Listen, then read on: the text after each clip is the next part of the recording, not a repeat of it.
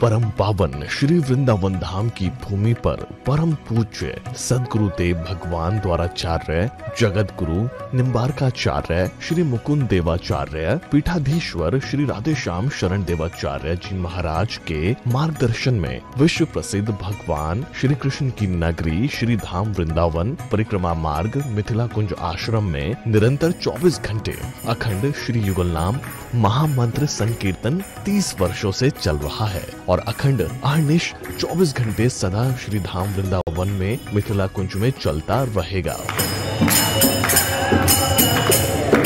आज विश्व भर में अनेकों मंदिर हैं, किंतु भागवत का कोई मंदिर नहीं है। तब हमारे पूज्य गुरुदेव के भजन संकल्प से ये भाव जागा कि श्री धाम वृंदावन में एक अलौकिक भागवत मंदिर बने, जिसमें वृंदावन आने वाले सभी भक्तगण एक साथ संपूर्ण भागवत श्लोक का दर्शन कर सकें। सदगुरुदेव के इस भाव को साक्षात करने के लिए विश्व में प्रथम बार श्री धाम वृंदावन मिथिला कुंज आश्रम में श्रीमद् भागवत महापुराण के 18,000 श्लोक शिलालेख लिखित भव्य दिव्य श्रीमद् भागवत महापुराण मंदिर बनने जा रहा है। आप सब भी इस दिव्य भागवत मंदिर में अपना तन मन धन से सहयोग कर श्री धाम वृंदावन में अक्षय पुण्य प्राप्त करें। एक श्लोक शिलालेख की सेवा राशि मात्र 5100 रुपए है, जिसमें आपके नाम से एक श्लोक शिलालेख पर लिखा जाएगा। इसी प्रकार से आप 2 श्लोक की दान राशि 11,000 रुपए, 5 श्लोक की दान राशि 25,000 रुपए, 11 श्लोक की दान राशि 51,000 रुपए और 21 श्लोक की राशि है 1,01,000 रुपए देकर अनंत पुण्य के भागी बन सकते हैं। कहा गया है कलयुग केवल नाम आधारा। हम सब भी श्री धाम वृंदावन में अपने नाम से या अपने पूर्वजों के नाम से या घर में समस्त विघ्न बाधाओं को दूर करने के लिए श्री धाम वृंदावन में अखंड संकीर्तन कराने का अलौकिक पुण्य प्राप्त कर सकते हैं। साथ ही आपके द्वारा प्रदान किया गया सेवा राशि से हरि नाम संकीर्तन के साथ साथ संतों का भोजन एवं गौ माता के लिए गौग्रास समर्पित किया जाएगा। आप निम्न राशि प्रदान कर सदस्यता ग्रहण कर सकते हैं। एक दिन का संकीर्तन राशि मात्र 1500 रुपए, एक माह का संकीर्तन राशि मात्र 15,000 रुपए, 12 माह की संकीर्तन राशि मात्र 21,000 रुपए से आपके नाम से निरंतर अखंड श्री युगल नाम हरि नाम संकीर्तन के साथ साथ साल के 12 माह में 12 दिन 12 संतों का भोजन गौग्रास आदि सेवाएं आपके मरणोपरांत भी चलते रहेंगे। अतः आप एक छोटा सा संकल्प लेकर हमसे जुड़ सकते हैं और श्री धाम वृंदावन मिथिला कुंज आश्रम में आप आजीवन सदस्य रहेंगे। आप वृंदावन में जब भी आएंगे तो आपके रहने की निशुल्क व्यवस्था रहेगी। ये संस्था 80G के अंतर्गत कर मुक्त है, जिसके द्वारा आप अपने दान पर टैक्स की छूट प्राप्त कर सकते हैं। आपके दान राशि की रसीद आपको बाय पोस्ट संस्था द्वारा भेजी जाएगी। साथ में आपको संस्था का प्रमाण पत्र भी दिया जाएगा। आइए हम सब मिलकर इस दिव्य भागवत मंदिर में अपना तन मन धन से सहयोग कर श्री धाम वृंदावन में एक अलौकिक भागवत श्लोक मंदिर का निर्माण करें। अधिक जानकारी के लिए संपर्क करें और मिथिला कुंज आश्रम से जुड़ने के लिए फेसबुक, यूट्यूब और इंस्टाग्राम मिथिला कुंज ऑफिशियल पेज को फॉलो करें।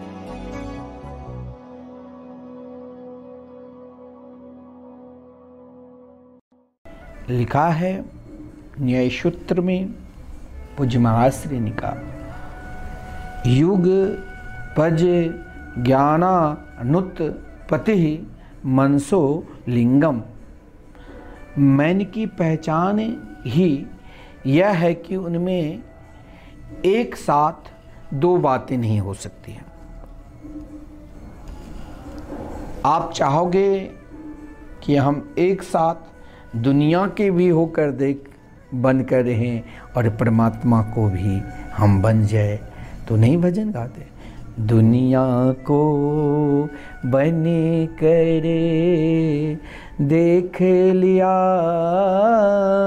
श्यामा को बन करे देख जरा। आपने तो दुनिया के बन को देख लिया, लेकिन अभी तक परमात्मा को नहीं बने। और जिस दिन परमात्मा को बन जाएंगे ना, उस दिन महाराज फिर एक ही पहचान, क्योंकि मन की पहचान ही यही है। उद्धव जी ने जब उन गोपियों को उपदेश देने के लिए पहुंचे तो उन गोपियों ने कहा, क्योंकि उद्धव जी ने कहा कि अरे तुम अपने मन को उन निर्गुण निराकारी में लगा लो, लेकिन यहाँ पर यही सूत्र है, युग पज ज्ञानानुत्पत्ति मनसो लिंगम। न्याय सूत्र की बात। मन की पहचान यह है कि उनमें एक साथ दो बातें नहीं रह सकती है। क्यों? क्योंकि वो इतना जल्दी घूमता है कि मनुष्यों को मालूम पड़ता है कि उनमें मन में बहुत सारी बातें हैं। उसके मन में एक दो बातें नहीं, बहुत सारी बातें हैं। पर असलियत यह है कि मन में हमेशा एक ही बात रहती है। यदि मन में भगवान का स्मरण है, चाहे वो मोर मुकुटधारी, यशोदा के लाडले लाल, नंद नंदन,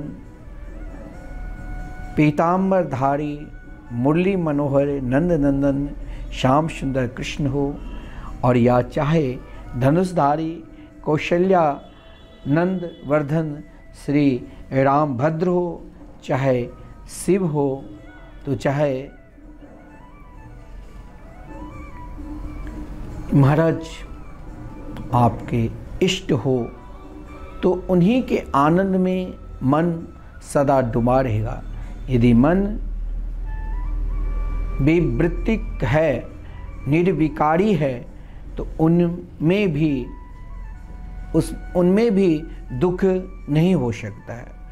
दुख को दूर करने का ये बहुत सुगम मार्ग है कि मन को भगवान के ज्ञान, ध्यान अथवा लीला के चिंतन में तदाकार कर दो।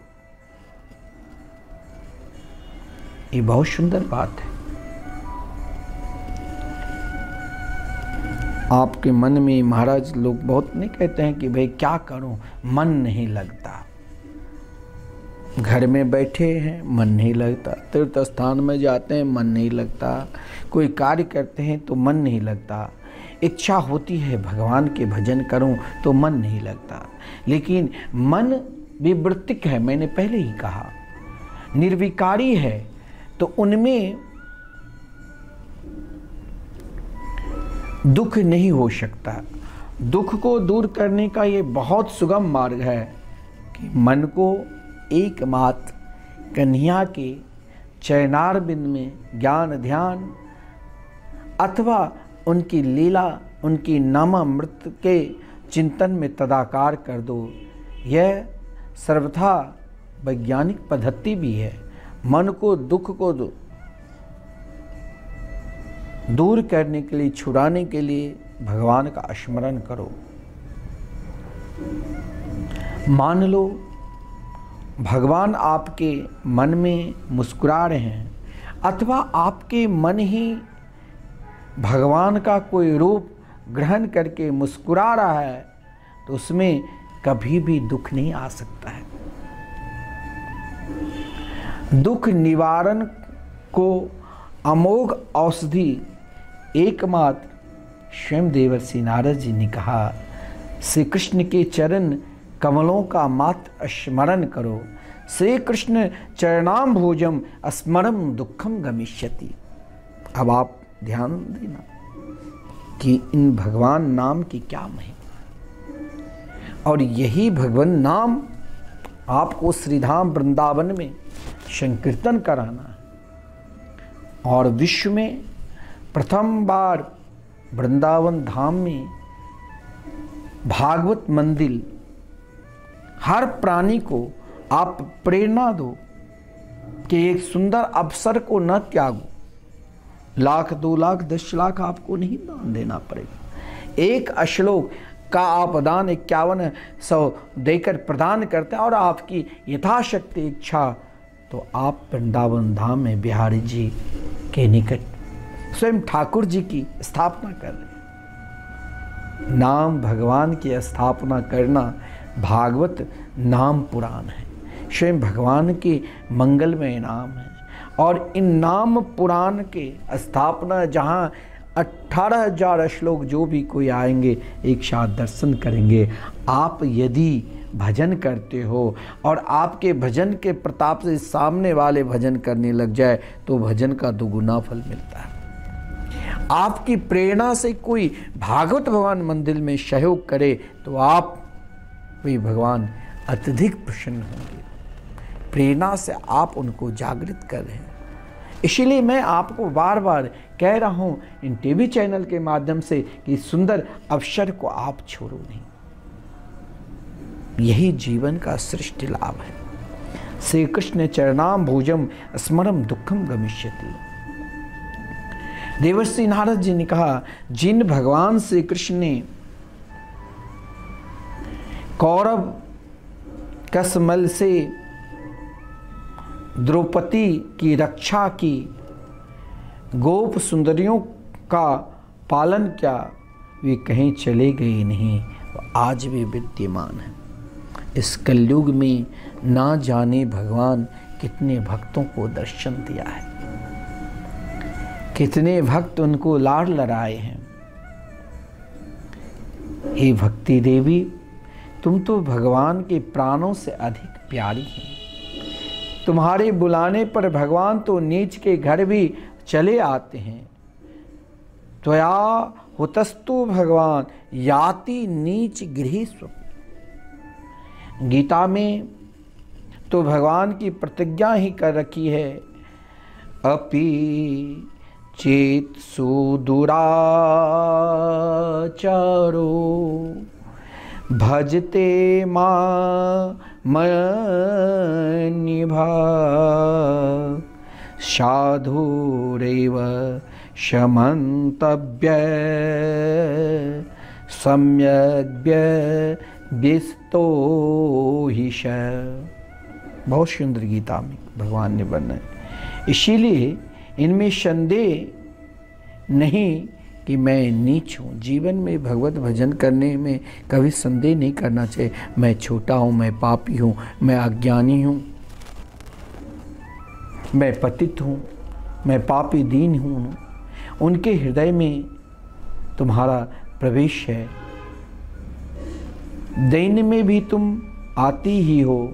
और संत कवि तो यहाँ तक कहते हैं, मौसम कौन कुटिल खल कामी, मौसम कौन कुटिल खल कामी, हो हरि शब पतितन को राजा। मनुष्य को जहाँ अपने पापित्व का, दैन्य का अनुभव होगा, वहाँ प्रेम से भगवान का स्मरण तो होगा ही। मानो चलो यही सही, जब भक्ति एक पतित दीनहीन के हृदय में जा सकती है तो वह कैसा भगवान होगा जो वहाँ न जा सके।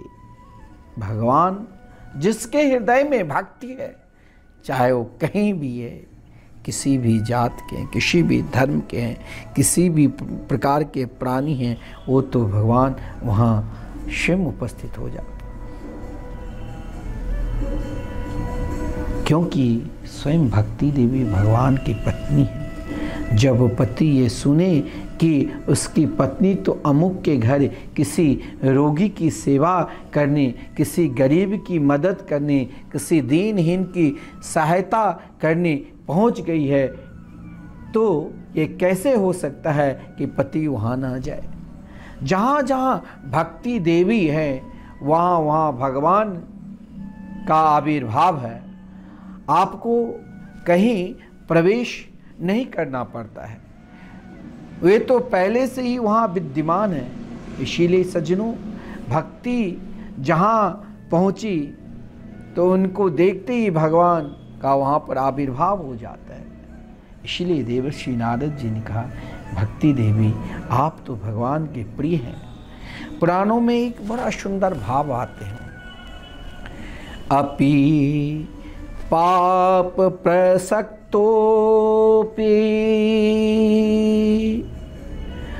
ध्यायन निमिषमच्युतम् सदस्य तपस्वी भक्ति पंक्ति पावन पावन। देखिए भक्ति की महिमा, आनंद लीजिए, यही तो भागवत की महिमा है।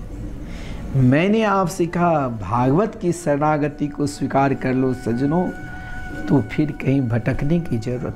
लेकिन शरणागति स्वीकार करके ध्यान पूर्वक श्रवण करना पड़ेगा। यहाँ हम आपको हंसाने के लिए बात नहीं बोलेंगे, यहाँ आपके कल्याण के लिए हम आपको समझाएंगे कि भागवत हम सबके जीवन को बदल देते हैं, हम सबको मरण को सुधार देते हैं।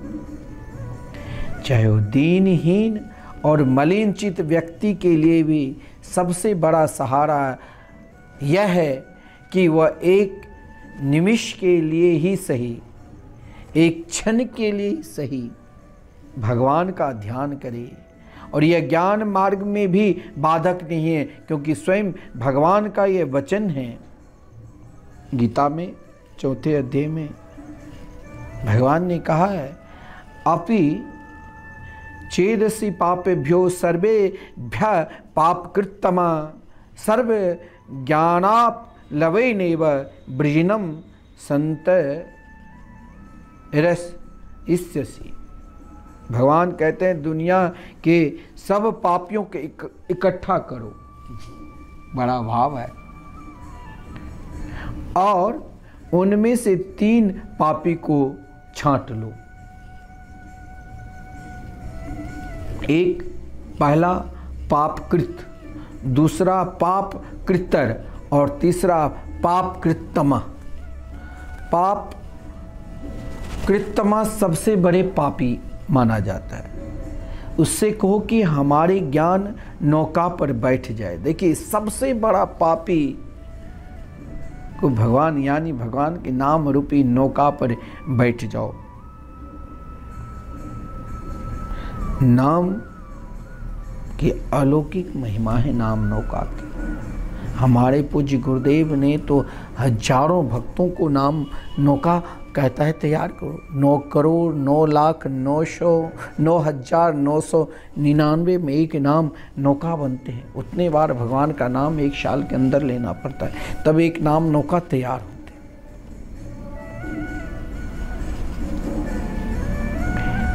भगवान ने यही कहा कि संसार के सबसे अत्यधिक पापी 3 प्रकार के हैं। पहला कौन सा पापी? तो पाप कृतः, दूसरा पापी पाप कृत्तर और तीसरा पापी पाप कृत्तमा। इनमें से सबसे निकृष्ट अगर सबसे अधिक है तो पाप कृत्तमा को सबसे बड़ा पापी कहा गया। 3 प्रकार के पाप। उसको भी कहो कि वो मेरे ज्ञान रूपी नाम नौका पर बैठ जाए, फिर वह इस संसार को भली भांति संसार में तर जाएगा। फिर तो वही शबरिया ले चल पल्ली पार, जहां विराजे राधा रानी अलवेली सरकार।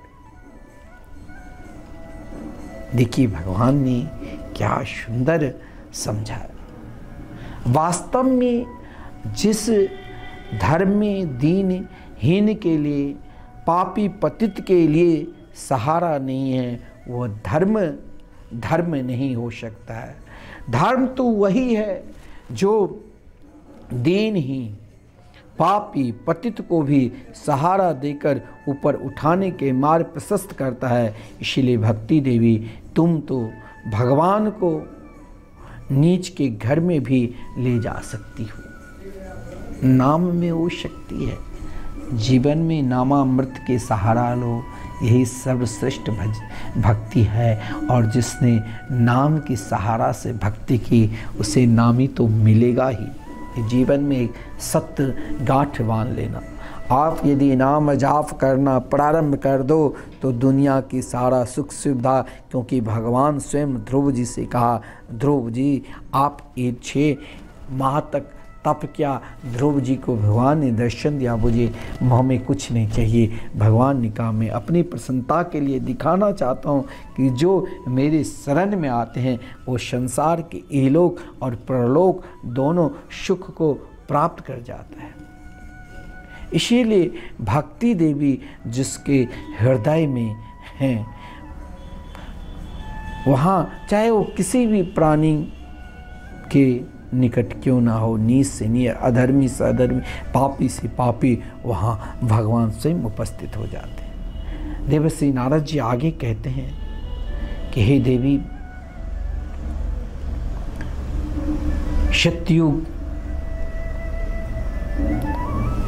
त्रेता, द्वापर, इन तीनों युगों में केवल बोध वैराग्य मुक्ति देने वाले होंगे। सतयुग, त्रेता, द्वापर में ज्ञान और वैराग्य प्रधान थे, लेकिन इस कलयुग में भक्ति देवी वृंदावन में आकर युवती क्यों हो गई? क्योंकि एक कलयुग की महिमा है। कलयुग में केवल नाम प्रधान है।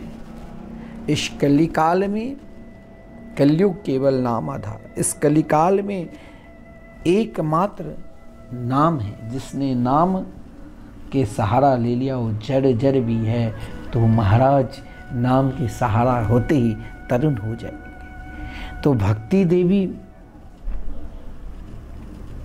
यहाँ कलिकाल में, कलयुग में केवल भक्ति ही प्राणी को उषायुज मुक्ति देती है। और यही निश्चय करके भगवान ने तुम्हारा सृजन किया है। तुम तो परम सुंदरी श्री कृष्ण बल्लभा हो। हे भक्ति देवी, जैसे परमानंद चिन्ह मूर्ति भगवान है, वैसे ही परमानंद चिन्ह मूर्ति तुम हो। देखिए, इस कलिकाल में जीवन में भगवान की भक्ति आपने किया तो आप जरूर भगवान को प्राप्त कर लो। जीवन में सब छूट जाए, दुख नहीं करना, लेकिन जीवन में एक दिन अगर आप भगवान के भजन से दूर है तो तब दुख करना। क्योंकि भक्ति इस संसार में सर्वश्रेष्ठ, इस कलयुग में सर्वश्रेष्ठ स्वयं जो परमानंद चिन्ह मूर्ति भगवान श्री कृष्ण है, वैसे ही इस कलयुग में परमानंद चिन्ह मूर्ति भक्ति देवी है। हे भक्ति देवी, देवर्षि नारद जी भक्ति देवी की महिमा की गान अलौकिक की है। आपने एक दिन भक्ति देवी ने भगवान से पूछने लगे कि आप मुझे कलयुग में इस प्रकार श्रेष्ठ रूप में इस पृथ्वी लोक पर आप भेज कर मैं वहाँ क्या करूँ? तो भगवान ने आज्ञा दी कि आप मेरे भक्तों का पोषण करो, आप मेरे भक्तों को देखभाल करो। जैसे एक माँ अपने बच्चों को देखभाल करते हैं, उसी प्रकार आप मेरे भक्त को देखभाल करना। पति अपनी पत्नी से तभी संतुष्ट हो सकता है जब वो बच्चों को पालन पोषण सही ढंग से करे, ठीक रास्ते पर चलाए। तुम जानती हो कि ये सारी सृष्टि भगवान के हैं और तुमने भगवान की आज्ञा मान ली, भगवान तुम पर प्रसन्न होकर उन्होंने तुम्हें ये मुक्ति रूपनी दासी दे दी है और ज्ञान वैराग को तुम्हारे साथ कर दी है। तुम वैकुंठ में अपने स्वरूप से पोषण करती हो और पृथ्वी में छाया रूप होकर रहती हो। और हे भक्ति देवी, तुम्हारे साथ मुक्ति ज्ञान वैराग सब रहते हैं। कलयुग आने से मुक्ति वैकुंठ भाग गई और जब तुम याद करती हो तभी वो यहाँ आती है, किंतु ज्ञान और वैराग्य बच्चों के रूप में तुम्हारे साथ सदा रही। उपेक्षा के कारण ही यहाँ पर ज्ञान वृद्ध हो गए, परंतु तुम चिंता छोड़ो, मैं तुम्हारे लिए उपाय करता हूँ। संत के निकट प्राणी मात्र जब पहुँचते हैं तो संत उनके लिए उपाय सोचते हैं। स्वयं भक्ति देवी के लिए देवर्षि नारद जी ने कहा कि ये देवी असल में देखिए कलयुग है, कलयुग का अर्थ भी एक बड़ा विलक्षण है। इस कली काल में कली शब्द का एक अर्थ यह है जिसमें लोग कलह करें, उसका नाम कली है। इस शब्दों का प्रयोग वेदों में भी आता है। कलयुग यानी कली, जैसे कली सयानो भक्ति इतने उपनिषद ब्राह्मण में आए। इसका अर्थ यह है कि यदि ईश्वर की ओर से सो गए हैं तो कलयुग में आ गए हैं। लेकिन इसका दूसरा अर्थ यह भी है कि सुख स्वरूप परमात्मा को आसानी से मिला दे। क माने परमात्मा और ली मतलब देने वाले नाम, इसीलिए यह कलयुग में एकमात्र कीर्तन मात्र से ही परमात्मा का दान कर देते हैं। क मतलब लाती इति कली। देखो तुम जिस युग में हो उसी युग में हमें भगवान से मिलना है, इसीलिए इसका निंदा करके नाराज कभी मत करो कि अरे कलयुग बहुत खराब युग है। अरे इनसे श्रेष्ठ युग कुछ नहीं है। इनसे श्रेष्ठ युग को मतलब मैंने कहा परमात्मा है और ली मतलब देने वाले का नाम। इस कलयुग में यदि आप कीर्तन में लग जाओगे तो तुरंत फल मिलेगा। स्वयं परमात्मा अपने आप को दान दे देते हैं इस कलयुग में। को लाती इति कली। देखो हम जिस युग में है ना, इस युग को कभी साधारण नहीं मिलता। जो फल मैंने प्रारंभ में कहा कि सतयुग त्रेता द्वापर में देर से मिलती थी, वही इन कलयुग में भगवान के नाम संकीर्तन से तत्क्षण मिल जाते हैं। इसलिए तो देवर्षि नारद जी ने कहा कि कलिना सदृशो कोपि युगो नास्ति बरानने तस्मिन् त्वाम् स्थापयामि गेहे गेहे जने जने। देवर्षि नारद जी ने कलयुग को श्रेष्ठ जानकर इसीलिए भक्ति देवी के समय प्रतिज्ञा कर ली कि कलयुग के समान कोई युग नहीं है। जिस युग में देखिए आप इस कलयुग में ही श्रीधाम वृंदावन आते हैं, लाखों लोग कथा से प्रेम करते हैं, लाखों लोग दान देते हैं। देखिए आज श्रीधाम वृंदावन में ना जाने कितने आश्रम हैं, मठ है, मंदिर है, लाखों कथा वाचक भगवान की कथा सुनाते हैं, सभी को आप दान देते हैं क्योंकि आप जानते हैं कि इस कलिकाल में सब कुछ मेरे लिए श्रेष्ठ है। और देवर्षि नारद जी ने कलयुग को महान देखकर ही तो भक्ति देवी के निकट प्रतिज्ञा की है कि कलयुग में हम सर्वश्रेष्ठ धर्म अगर कोई है तो भगवान की भक्ति करना, और इन भक्ति को हम जन जन में गेह गेह में बांटेंगे। आज एक विलक्षण प्रभाव आज वृंदावन में देखिए कितने युवा पीढ़ी के लोग, युवा पीढ़ी के लोग, युवक हो युवती हो, हाथ में झोली माला लेकर निरंतर भगवत भजन करते रहते।